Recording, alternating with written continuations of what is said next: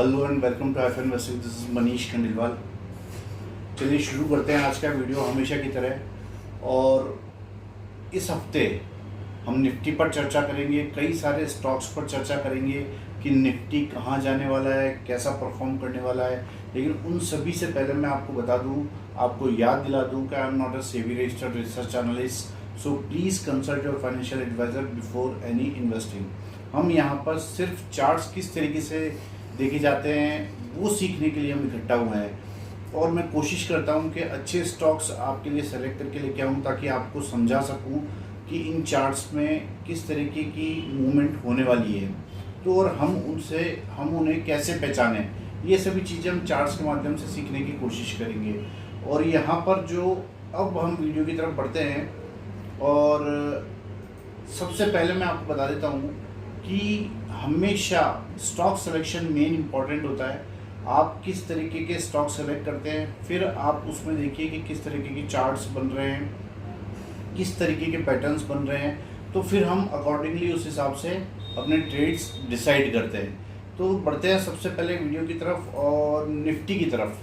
तो निफ्टी में देखते हैं, निफ्टी में हम देख रहे हैं ये वीकली चार्ट है निफ्टी का, और हम देख रहे हैं कि काफ़ी हफ्तों से यहाँ पर एक रेंज बाउंड मूवमेंट चल रहा है।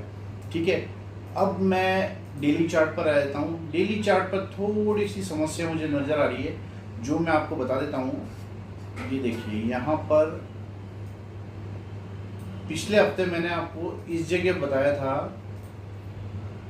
कि ये एक पॉजिटिव रिवर्सल पैटर्न है। ठीक है, उसके बाद देखो प्राइस ने मूवमेंट किया ऊपर की तरफ, प्राइस ने इस तरीके से ऊपर की तरफ मूवमेंट किया। अब राइट नाउ एक समस्या क्या नज़र आ रही है, अब यहाँ पर ये एक डार्क क्लाउड कवर वाली सिचुएशन बनी है। ठीक है, डार्क क्लाउड कवर जैसी सिचुएशन बनी है, और एक सिचुएशन और बनी है जो हमको यहाँ पर आगाह कर रही है कि किस तरीके से ट्रेड करना चाहिए, किस तरीके से कॉशियस रहना चाहिए। यहाँ पर जो मैं आपके सामने ड्रॉ कर रहा हूँ, ये देखकर आपको थोड़ा सा कॉशियस रहना चाहिए। ये देखिए, मैं यहाँ पर ये जो ड्रॉ कर रहा हूँ वो एक हेड एंड शोल्डर पैटर्न है, और यहाँ पर हमको टॉप पर डार्क क्लाउड कवर मिला है। तो हमें थोड़ा सा अवेयर रहना है कि कहीं ऐसा नहीं हो कि उसके बाद ये इसे कंटिन्यू करे और ये प्राइस यहाँ पर नीचे आए और इस तरीके से मार्केट चले जाए। तो हमें थोड़ा सा ध्यान रखना है इस बारे में।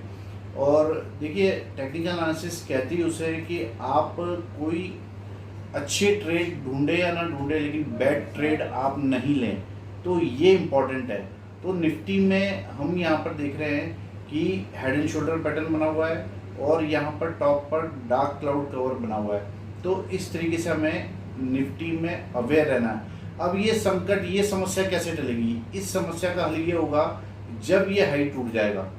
ये जो हाई टूटा है, अगर ये हाई टूटेगा 22,626 का, तो उसके बाद ही हम फर्दर तेजी निफ्टी में देख पाएंगे।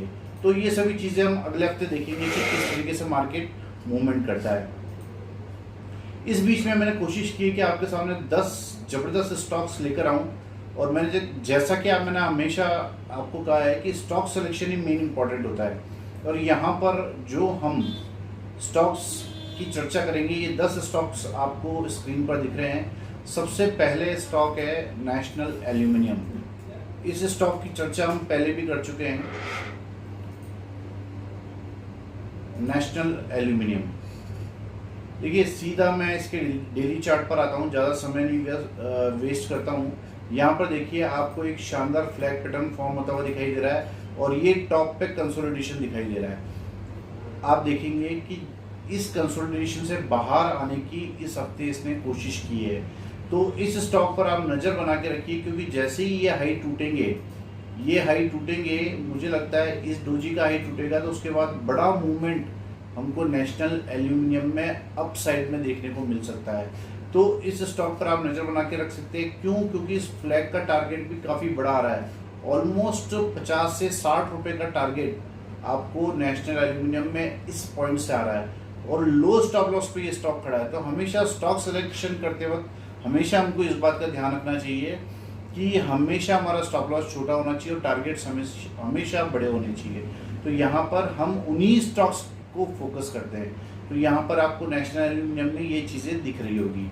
नेक्स्ट स्टॉक है कोल इंडिया। कोल इंडिया ने बहुत अच्छा चार्ट बनाया था और अभी भी इसका चार्ट बहुत अच्छा है। और यहाँ पर हम देखेंगे, मैं इसे मंथली चार्ट करता हूँ। किसी का भी अगर आपको ब्रॉडर व्यू देखना है तो उसका पहले मंथली चार्ट देखिए, फिर वीकली चार्ट और फिर डेली। इस तरीके से हम चार्ट्स को देखते हैं। तो यहाँ पर हम देखते हैं कि लेटेस्ट हाई जो था, इस हाई के आसपास आकर यहाँ पर काफ़ी समय से प्राइस कंसोलिडेट कर रहा है, ये देखिए। और मैं इसे डायरेक्टली डेली चार्ट पर लेकर आता हूँ तो आपको दिखाई देगा कि ये स्क्रीन पर आपको दिखाई देगा ये कंसोलिडेशन।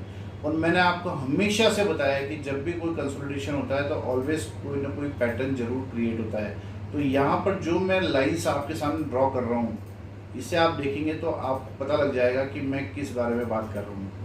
ये देखिए, ये यहाँ पर एक शानदार ट्रायंगल फॉर्म हुआ है, टॉप पर फॉर्म हुआ है, रेजिस्टेंस पर फॉर्म हुआ है, तो इसकी इम्पोर्टेंस और भी ज़्यादा बढ़ जाती है।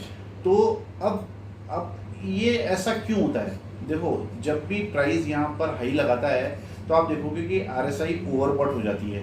तो केवल ये जो पैटर्न्स बनते हैं, रेसिस्टेंस पर आकर जो पैटर्न्स बनते हैं, उसका रीज़न ये है कि RSI को कूल डाउन किया जाए।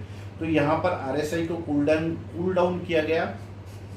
यहाँ पर इस बीच में प्राइस ने कंसोलिडेशन किया और यहाँ पर बिल्कुल ब्रेकआउट स्टेज पर ये स्टॉक खड़ा है। तो जैसे ही ये हाई टूटेगा, 461 रुपये का हाई टूटेगा, हमको कोल इंडिया में बड़ी तेज़ी देखने को मिल सकती है। तो इस स्टॉक को आप फोकस लिस्ट में रख सकते हैं। तो आज के दो स्टॉक्स हो गए, नेशनल एल्यूमिनियम और कोल इंडिया। तीसरा ज़बरदस्त स्टॉक है हीरो मोटो। जो लोग निवेश करते हैं उन्हें इस स्टॉक के बारे में ज़रूर से पता होना चाहिए। ज़रूर से इस तरीके की चार्ट्स ढूंढने की हमेशा कोशिश करनी चाहिए। देखिए, यहाँ पर शानदार high top high bottom pattern यहाँ पर बन रहा है और यहाँ भी वही चीज़ें हो रही है। टॉप पर आकर, बिल्कुल टॉप के आसपास आकर यहाँ पर कंसोलिडेशन चल रहा है, ठीक है। हालांकि ये ब्रेकआउट हो चुका है, लेकिन ब्रेकआउट होने के बाद भी कई बार कंसोलिडेशन होता है। तो अगर मैं इस लाइन को हटा देता हूँ और इसे सीधा डेली चार्ट पर ले आता हूँ तो आपको बहुत ही शानदार फ्लैग पैटर्न फॉर्म होता हुआ दिखाई देगा। यहाँ पे ये देखिए, ये फ्लैग मैं आपको ड्रॉ करके बता रहा हूँ। ये फ्लैग पैटर्न यहाँ पर बना है और बहुत बड़ा टारगेट इसका पेंडिंग है। बहुत बड़ा टारगेट यहाँ पर इसका आपको देखने को मिल सकता है और छोटे से स्टॉप लॉस पे ये स्टॉक अवेलेबल है। आप देखो कितना ज़बरदस्त फ्लैग बना हुआ है। इसे डेली के बाद में आप वीकली चार्ट करके देखेंगे तब भी आपको बहुत अच्छा फ्लैग यहाँ पर दिखाई देगा। ये देखिए, ये मैंने यहाँ पर ड्रॉ कर दिया है।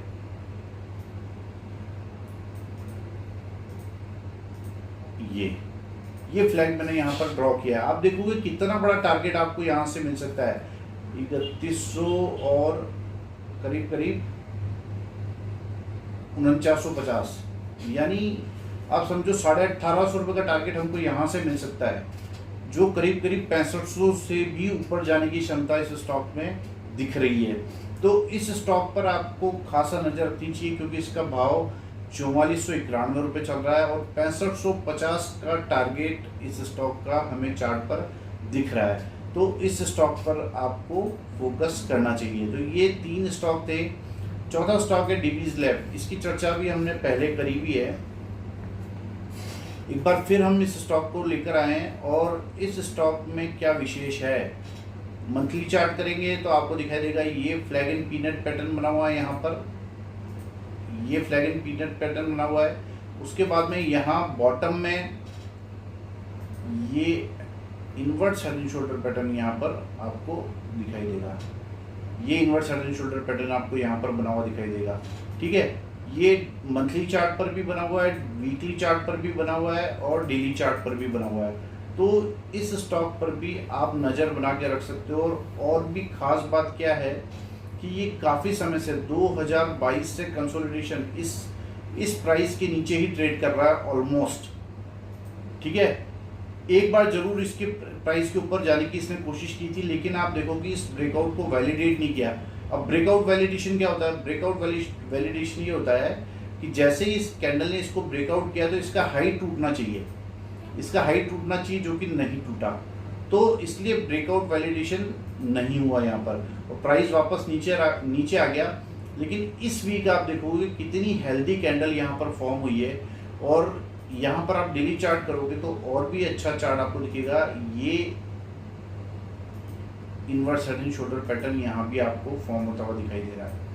तो आप देखोगे कि इस इनवर्स हेड एंड शोल्डर का पैटर्न भी अभी पेंडिंग है, इस inverse head and shoulder pattern का टारगेट अभी भी पेंडिंग है, और उसके बाद में हमें वीकली चार्ट पर भी एक बड़ा inverse head and shoulder pattern यहाँ पर दिखाई दे रहा है। तो मुझे लगता है कि ये यहाँ पर बॉटम कंफर्म कर रहा है। डेली चार्ट पर जो है ये भी inverse head and shoulder pattern बना है, तो ये बॉटम कंफर्म कर रहा है। और मुझे लगता है कि इस बार जो है वीकली और मंथली पर हमको inverse head and shoulder pattern दिखाई दे रहा है, इसको ब्रेकआउट करने के बाद बड़े टारगेट्स हमको डिवीज लैब में देखने को मिल सकते हैं। जो नेक्स्ट स्टॉक है उसके बारे में चर्चा करते हैं, वो है उषा मार्टिन।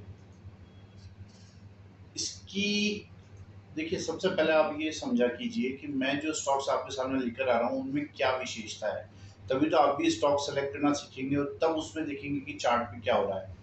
ठीक है, तो यहाँ पर आप देखोगे ये रेसिस्टेंस बना था, यहाँ पर ब्लू कलर की लाइन है, और यहाँ पर जब प्राइस वापस आता है, मंथली चार्ट की बात कर रहे हैं अभी हम, तो यहाँ पर आपको दिखाई देगा कि ये कंसोलिडेशन हुआ यहाँ पर, और जब इसे ब्रेकआउट किया तो आप देखोगे कितना प्राइस शूट अप हो गया एकदम से।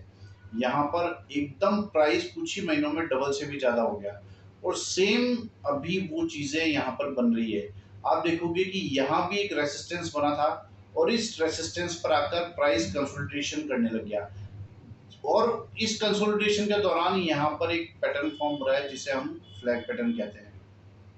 ठीक है, और ये बिल्कुल ब्रेकआउट स्टेज के पास है। ये स्टॉक मेरे रडार पर क्यों आया, क्योंकि बिल्कुल ब्रेकआउट स्टेज के पास में ये स्टॉक आपको अवेलेबल है।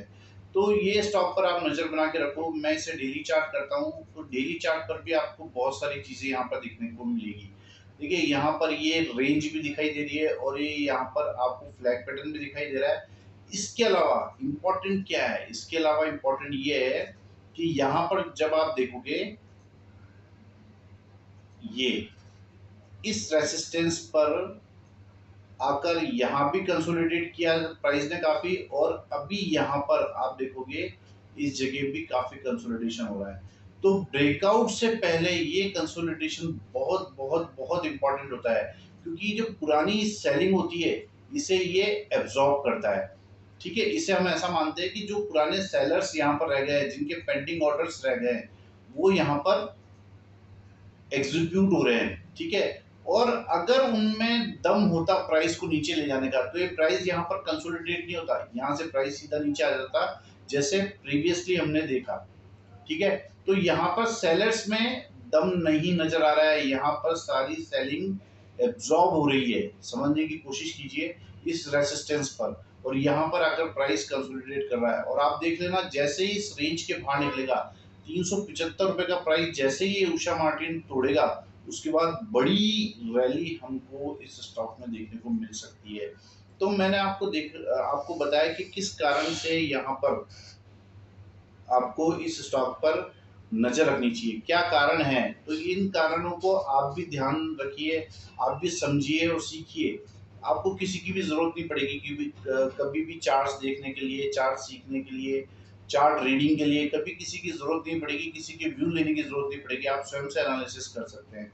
तो मेरा मोटिव भी यही है कि आप खुद से एनालिसिस कर सकें, इसलिए मैं ये चार्ट्स आपके लिए सेलेक्ट करके लेकर आता हूँ। आज हमने 5 स्टॉक्स की बात करी, national Aluminium, Coal India, Hero मोटो, डिविज लैब और उषा मार्टिन। अब जो बाकी के 5 स्टॉक है उसके बारे में बात करते हैं। इसमें छठा स्टॉक है एक्साइड इंडस्ट्रीज। देखिए कितनी बड़ी तेजी हमको इस स्टॉक में देखने को मिली है इस महीने। शानदार ब्रेकआउट हुआ, और उसके बाद प्राइस नीचे नहीं आया। अब इम्पोर्टेंट क्या है इस वीक के लिए, इम्पोर्टेंट आपको ये दिखाई देगा। ये देखिए, यहाँ पर एक रेसिस्टेंस बना, और इस रेसिस्टेंस के पास आकर प्राइस कंसोलिडेट कर रहा है। यहाँ पर कंसोलिडेशन के दौरान यहाँ पर इसने भी एक फ्लैग पैटर्न फॉर्म किया है।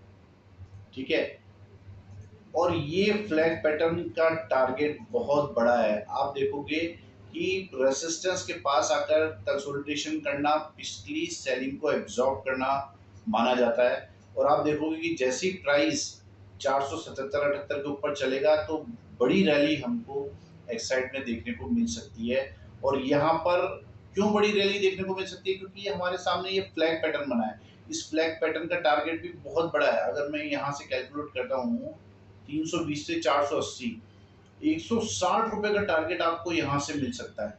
तो इस स्टॉक पर भी आप नजर बना के रख सकते हो। 625 से भी ज्यादा के टारगेट्स आपको इस स्टॉक में देखने को मिल सकते हैं। और सबसे बड़ी बात है कि फास्ट देखने को मिलेंगे। क्यों? क्योंकि जो यहाँ पर पैटर्न बन रहा है फ्लैग पैटर्न, ये फ्लैग एंड पोल पैटर्न होता है। और ये जो जिस तरीके से यहाँ पोल बना है उसी तरीके से पोल ऊपर की तरफ बन जाने वाला है। तो इस स्टॉक पर भी आप फोकस कर सकते हो। ये स्टॉक था एक्साइड इंडस्ट्रीज, और अभी हाल फिलहाल इसमें अच्छा मोमेंटम बना था, ये कंसोलिडेट हुआ और अब फिर ब्रेकआउट की तैयारी है। अब अगला स्टॉक है जिसके बारे में हम चर्चा कर रहे हैं, वो है टाटा मोटर्स। ये स्टॉक भी मेरे रडार पर आया है इस हफ्ते। और इस हफ्ते रडार पर आने का रीजन क्या है? आप देखोगे टॉप पे कंसोलिडेशन, ये डेली चार्ट पर मैं सीधा आपको लेकर आया हूँ। और डेली चार्ट पर आपको ये ट्रायंगल पैटर्न भी दिखाई देगा और ये फ्लैग पैटर्न भी यहाँ पर दिखाई देगा। अगर आप इस फ्लैग को कंसीडर नहीं करते हैं, ये देखिए, अगर आप इस फ्लैग को कंसीडर नहीं भी करते हैं तो भी चलेगा, कोई दिक्कत नहीं है। ये फ्लैग एंड पीनट पैटर्न कहलाता है। बट यहाँ पर आपको एक शानदार ट्रायंगल तो जरूर से फॉर्म होता हुआ दिखाई देगा। ये ट्रायंगल पैटर्न फॉर्म होता हुआ दिखाई दे रहा है यहाँ पर कंसोलिडेशन के दौरान, क्योंकि यहाँ पर ऑलरेडी बहुत तेजी इस स्टॉक में आ चुकी है। देखिए, मंथली चार्ट करता हूँ तो आपको दिखाई देगा कि इस स्टॉक ने वन वे रैली दी है, ठीक है। और हमने इसे काफी नीचे के स्तरों पर आइडेंटिफाई कर लिया था कि ये स्टॉक 1000 से भी ज्यादा जाने वाला है। हम डेली चार्ट पर आते हैं और ये यहाँ पर देखो बिल्कुल ब्रेकआउट स्टेज के पास ये स्टॉक ट्रेड कर रहा है। तो जैसे ये ब्रेकआउट होता है 1015 रुपए के ऊपर, जैसे इसका प्राइस जाने लगेगा, मुझे लगता है कि इसमें भी अच्छी रैली आपको देखने को मिल सकती है। अब नेक्स्ट स्टॉक है पीएनबी। सीधा मैं आपको पीएनबी के डेली चार्ट्स पर ले जाता हूँ यहाँ पर, और आपको यहाँ पर सिंपल एक लाइन ड्रॉ कर रहा हूँ मैं। यहाँ पर आपको पता लग जाएगा मैं क्या दिखाना चाहता हूँ। देखिए, ये यहाँ पर inverse head and shoulder pattern form हुआ है और इसके काफ़ी अच्छे टारगेट्स चार्ट्स पर दिखाई दे रहे हैं। तो इस स्टॉक पर भी आप नज़र बना के रख सकते हो। क्या टारगेट्स इस पे आ रहे हैं? देखो 137 और 114, यानी 25 रुपए का टारगेट तो आपको यहाँ से मिल ही सकता है। अगर आप ये यहाँ से ब्रेकआउट करेगा तो 137 और 114, 23 रुपए का टारगेट आपको यहाँ से देखने को मिल सकता है। यानी 162-63 रुपए का टारगेट आपको पीएनबी में देखने को मिल सकता है। और ये भी लो स्टॉप लॉस पे ये स्टॉक खड़ा है, तो इस स्टॉक पर भी आप नज़र बना के रख सकते हो। तो जो नेक्स्ट स्टॉक है उसके बारे में चर्चा करते हैं। ये स्टॉक है डॉक्टर लाल पैथ। इस स्टॉक की चर्चा करने से पहले मैं बता देता हूँ आपको, दो स्टॉक्स पर आपको खास तौर से और नज़र रखनी है, एक आईडीएफसी लिमिटेड और एक आईडीएफसी फर्स्ट बैंक। मैं रेगुलरली कवर करता हूँ इन दोनों स्टॉक्स को, और आने वाले समय में बढ़िया टारगेट्स आपको इन स्टॉक्स में देखने को मिल सकते हैं। आप स्वयं से एनालिसिस कीजिए क्यों ये स्टॉक्स मैंने आपको बताए हैं। अब देखिए, हम आ जाते हैं डॉक्टर लाल पैथ पे। यहाँ पर मंथली चार्ट पर शानदार ट्रायंगल पैटर्न बना हुआ है, यहाँ पर एक रिवर्सल पैटर्न बॉटम में बना हुआ है।